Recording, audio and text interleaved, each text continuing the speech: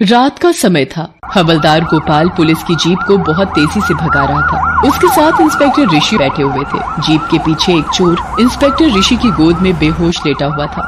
वो काफी लहूलुहान था। उसके शरीर के निकले खून से इंस्पेक्टर ऋषि के सारे कपड़े भी गीले हो गए थे। वो बहुत परेशान लग रहे थे। गोपाल, और तेज चलाओ, हमें किसी तरह इसकी जान बचानी है। अगर इसकी जान नहीं बची तो कानून हार जाएगा, और कानून हार गया तो हम सब हार जाएंगे। सब ठीक होगा सर, सब ठीक होगा, आप बिल्कुल परेशान मत होइए। हवलदार गोपाल पुलिस की जीप को और भी तेजी से भगाने लगा। इंस्पेक्टर ऋषि ईश्वर को याद करते हुए कह रहे थे कि भगवान, इसे कुछ होने मत देना, नहीं तो मैं अपने आप को कभी माफ नहीं कर पाऊंगा। कुछ देर बाद पुलिस की जीप एक अस्पताल के बाहर खड़ी थी। सभी ने जल्दी से चोर को बाहर निकाला और डॉक्टर के पास पहुँचे। डॉक्टर साहब, इसकी जान बचा लीजिए, कुछ भी करके इसकी जान बचा लीजिए, प्लीज प्लीज इसकी जान बचा लीजिए। डॉक्टर समेत पूरा अस्पताल आश्चर्य में था कि एक चोर की जान बचाने के लिए एक इंस्पेक्टर क्यों गिड़गिड़ा रहा है। डॉक्टर ने तुरंत ही उस चोर को आईसीयू में एडमिट कर लिया। उसके बाद आईसीयू के बाहर इंस्पेक्टर ऋषि आज घटी इस घटना के बारे में सोचने लगा। रात का समय था। बाहर बहुत जोरों की बारिश हो रही थी। इंस्पेक्टर ऋषि पुलिस स्टेशन में अपनी कुर्सी पर बैठे हुए कोई फाइल देख रहे थे। कुछ हवलदार उनकी नजर बचाकर ऊँघ रहे थे और कुछ मुस्तैदी से अपनी ड्यूटी पर तैनात थे। तभी पुलिस स्टेशन के फोन की घंटी बजी। हवलदार गोपाल ने फोन उठाया। Hello, Mayaganj police station. Hello hello. दूसरी ओर से कुछ अस्पष्ट सी आवाज आ रही थी। हवलदार गोपाल फोन पर हलो हलो करता है, लेकिन उसे ठीक से आवाज नहीं मिलती है तो वो फोन रख देता है। ऐसा ही 2-3 बार होता है। इंस्पेक्टर ऋषि जो फाइल देख रहे थे वो डांटते हुए गोपाल को कहते हैं, गोपाल, अरे कितने दिनों से फोन में दिक्कत है। मैंने कितनी बार आपको कहा कि फोन ठीक करवाइए, लेकिन आप हैं कि एक कान से सुनते हैं और दूसरे कान से निकाल देते हैं। कभी इस फोन से बात होती है, कभी नहीं होती। ऐसे में किसी जरूरतमंद तक हम कैसे पहुंचेंगे? सर, अब वो बंद करिए, और अगर कल ये फोन ठीक नहीं हुआ तो सस्पेंड होने के लिए तैयार रहिए। तभी एक बार फिर से फोन की घंटी बजी। इस बार फोन इंस्पेक्टर ऋषि ने ही उठाया। संयोग से इस बार ठीक से बात हो गई। Hello, Mayaganj police station. Sir मैं अकबर नगर से बोल रहा हूँ। मेरे घर में एक चोर चोरी करने के लिए घुसा है। चोर? जी सर, हमने उसे रसोई में बंद कर दिया है। आप जल्दी आ जाइए। इंस्पेक्टर ऋषि बहुत ही कड़क इंस्पेक्टर थे। अपने इलाके में किसी भी वारदात के प्रति वो बहुत ही सचेत रहते थे। यही कारण था कि उनके डर से क्राइम का रेट उनके इलाके में बहुत कम था। जैसे ही उन्होंने चोर की बात सुनी, उन्होंने थाने से 3 कांस्टेबल को लिया और अकबर नगर में बताए गए पते पर पहुँच गए। आप ही मिस्टर आदित्य हैं जिन्होंने फोन किया था? जी सर, मैं ही आदित्य हूँ। मैं अपनी पत्नी के साथ रहता हूँ। चोर कहाँ है? सर, हम लोग सोने जाने की तैयारी कर रहे थे, तभी हमें कुछ खटपट की आवाज सुनाई दी। मैं बाहर आया तो देखा एक बड़ी बड़ी दाढ़ी वाला चोर घर में घुसा हुआ था। मैंने उसे रसोई में बंद कर दिया और आपको फोन कर दिया। आपने बहुत बहादुरी का काम किया है। अब आप लोग सब हम पर छोड़ दीजिए, हम उस चोर को अभी बताते हैं। इंस्पेक्टर ऋषि ने बाहर से ही चोर को धमकाना शुरू कर दिया, लेकिन अंदर से कोई आवाज नहीं आई। इंस्पेक्टर ऋषि ने हवलदार को दरवाजा तोड़ने के लिए कहा, लेकिन जब दरवाजा टूटा उसके पहले ही चोर रसोई की खिड़की से भाग गया। उसके बाद तो चोर आगे आगे और इंस्पेक्टर ऋषि उसके पीछे पीछे भागने लगे। मैं कहता हूँ रुक जाओ, नहीं तो मैं तुम्हें गोली मार दूंगा। लेकिन चोर, जिसका नाम कमलेश था, वो नहीं रुका। उसने अपने हाथों में एक चीज पकड़ रखी थी। मुझे किसी भी तरह इनसे बचकर निकलना पड़ेगा, नहीं तो भारी दिक्कत हो जाएगी।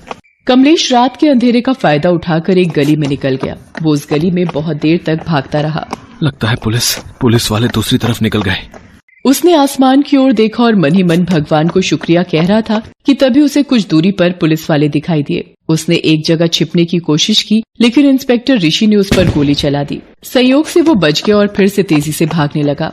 कहाँ तक भागोगे और कब तक भागोगे?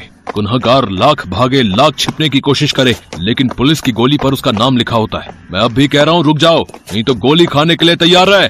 ये कहकर उसने गोली चला दी। गोली सीधी उसके पेट में लगी। कमलेश वहीं गिर पड़ा। खून की तेज धार बहने लगी। जैसे ही वो गिरा, उसके हाथ में पकड़ा वो डिब्बे नुमा सामान भी गिर गया। पुलिस वाले भागकर उसके पास पहुंचे। कमलेश लहूलुहान था, लेकिन पुलिस वालों के पहुंचने के पहले वो फिर से उस डिब्बे के पास पहुंचा और उसे अपने सीने से लगा लिया।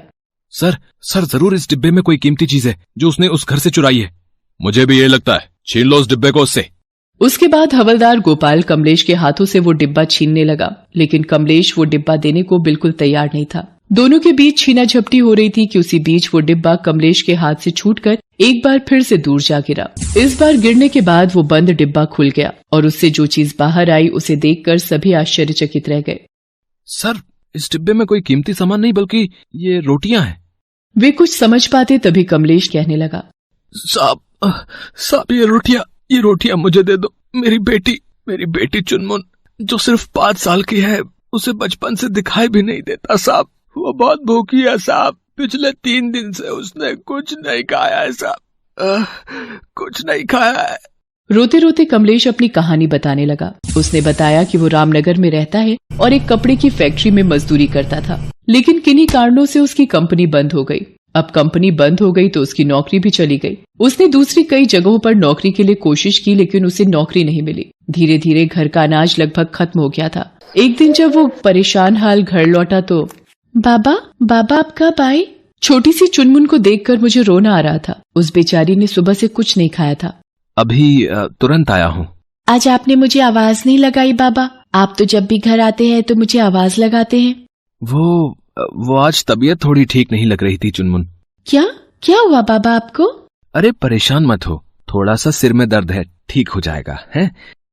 लेकिन उसके बाबा के सिर में दर्द मतलब चुनमुन को दर्द। बहुत प्यार था दोनों बाप बेटी में। चुनमुन की माँ तो बेचारी उसे पैदा करते ही चल बसी थी।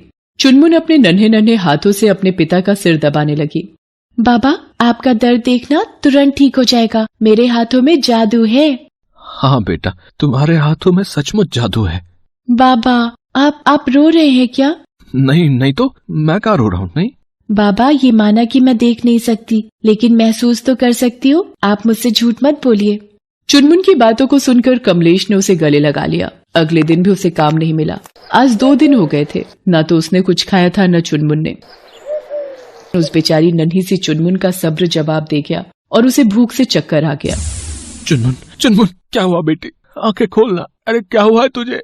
कमलेश ने पानी के छींटे चुनमुन पर मारे। वो बेचारी होश में आ गई। उसकी हालत देखकर कमलेश को रोना आ गया। उसने उससे कहा कि चुनमुन बेटा, तू मेरा कुछ देर इंतजार कर, मैं तुरंत आता हूँ बेटा। उसके बाद कमलेश ने अपनी बेटी की खातिर चोरी करने का इरादा किया। वो पैसे नहीं चुराना चाहता था, वो तो बस 2 रोटी लाकर अपनी बेटी को देना चाहता था। लेकिन शायद उसकी बेटी की किस्मत में 2 रोटी नहीं थी। साहब अब आप ही बताओ मैं क्या करता। मैंने नौकरी ढूंढने की बहुत कोशिश की, लेकिन नौकरी नहीं मिली। मेरी बेटी भूख से बिलबिला रही थी। वो चक्कर खाकर गिर गई थी। एक बाप के सामने उसकी बेटी की ऐसी हालत हो तो वो क्या करता साहब? बोलो ना, गरीब की भूख का कोई तो उपाय हो साहब। ये कहकर कमलेश बेहोश हो गया। उसकी कहानी सुनकर इंस्पेक्टर ऋषि समेत सारे पुलिस वालों की आंखों में आंसू आ गए। इंस्पेक्टर ऋषि बार बार उस घड़ी को कोस रहा था जब उसने कमलेश पर गोली चलाई थी। उसने एक हवलदार को तुरंत उसके घर रोटी लेकर भेजा ताकि चुनमुन 2 रोटी खा सके और खुद बाकी साथियों के साथ कमलेश को अस्पताल लेकर पहुंचा। डॉक्टर कमलेश को बचाने की पूरी कोशिश कर रहे थे। तभी इंस्पेक्टर ऋषि ने देखा कि एक छोटी सी बच्ची उसी हवलदार का हाथ पकड़कर आ रही थी जिसे उसने चुनमुन के घर रोटी लेकर भेजा था। हवलदार ऋषि के पास आया और बोला, साहब चुनमुन ने रोटी नहीं खाई, वो तो बस अपने पिता को खोज रही थी। अंकल, मेरे पापा कहाँ हैं? कहाँ है मेरे पापा? वो ठीक तो है ना? ईश्वर की कृपा से कमलेश की जान बच गई। जब उसे होश आया तो उसके पास पुलिस डिपार्टमेंट के सारे लोग तो थे ही, उसकी प्यारी चुनमुनिया भी थी। तुमने कुछ खाया क्या चुनमुन? आपके बिना मैं कभी कुछ खाती हूँ क्या बाबा? कमलेश और चुनमुन को देखकर सभी की आंखों में आंसू थे। अस्पताल से डिस्चार्ज होने के बाद इंस्पेक्टर ऋषि की मदद से कमलेश को थाने में ही नौकरी मिल गई। अब वे सभी खुशी खुशी रहते हैं। Thanks for watching.